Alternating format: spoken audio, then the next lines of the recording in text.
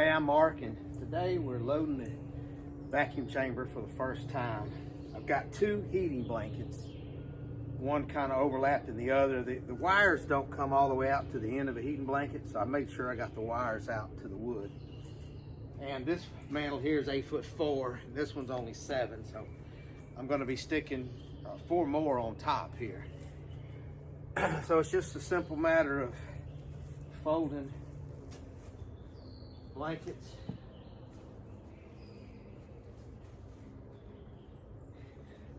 This is BedSure brand blanket. It had the highest ratings and 130 watts. The other ones I couldn't even find what the wattage was. And it's not on a thermostat, it's 130 watts. So, which is what I wanted. I wanted constant heat going in. In a vacuum chamber, it's not going to lose its heat through the air. So, let me get another blanket here, and we'll put 2 more mantles on it, and another blanket and 2 more mantles on it, and we'll roll it in.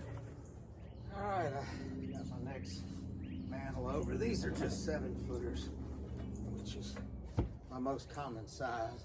Sorry about the camera work. My daughter is away in business, New York, modeling, and I'm trying to work the camera at the same time. So we'll get this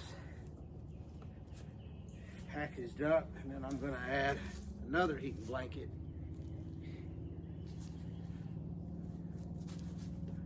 on top of here, and then 2 more mantles, and we'll roll it in.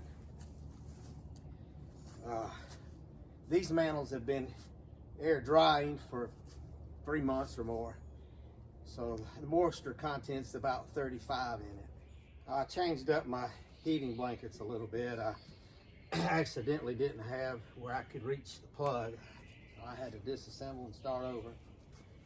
And I changed the way I did the blankets. I got 2 on the bottom that are overlapping, and then 2 on top of these 2 that are going to overlap, and I let them hang.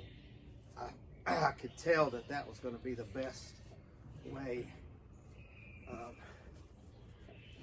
to get an even heating distributed. So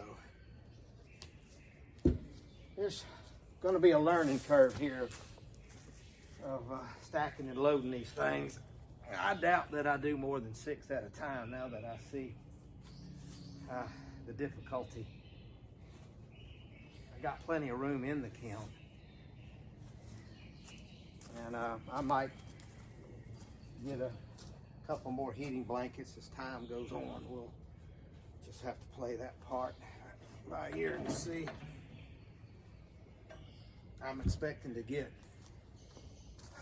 3 gallons or so out of each mantle to get the numbers down to what I want.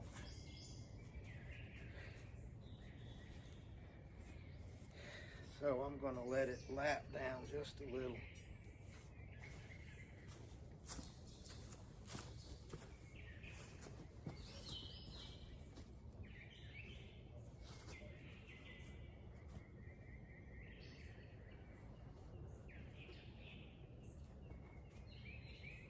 Make sure I get the heat wires on the wood.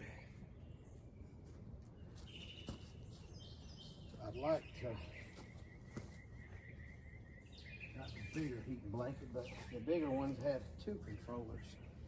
I didn't want 2 controllers per blanket. So, see my plug right there.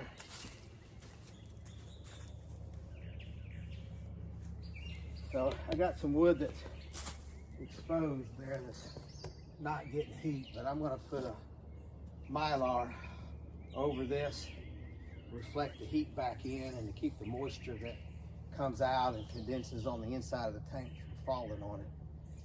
So that'll be the next step.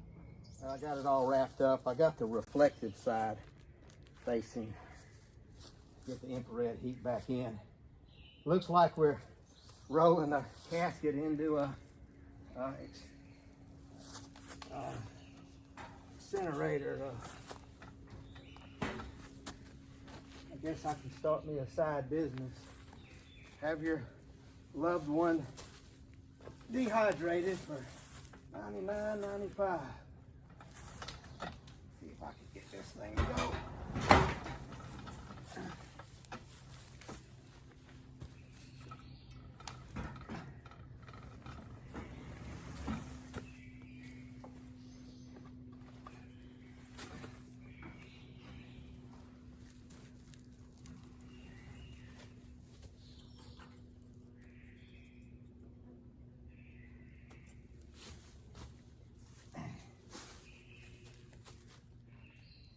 All right, I got all the heating blankets plugged in and turned on.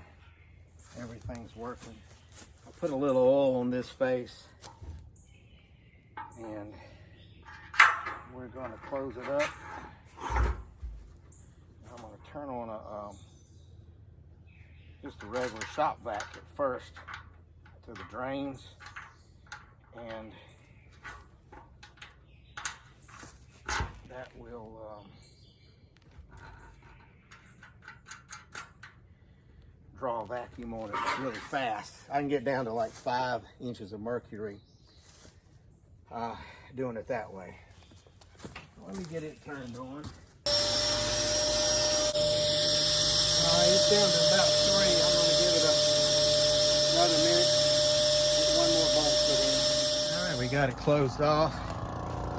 I got my little vacuum pump running. And we're down about 5. I'm going to expect it's probably going to take it. I'm probably going to leave that pump just running. As big as this chamber is,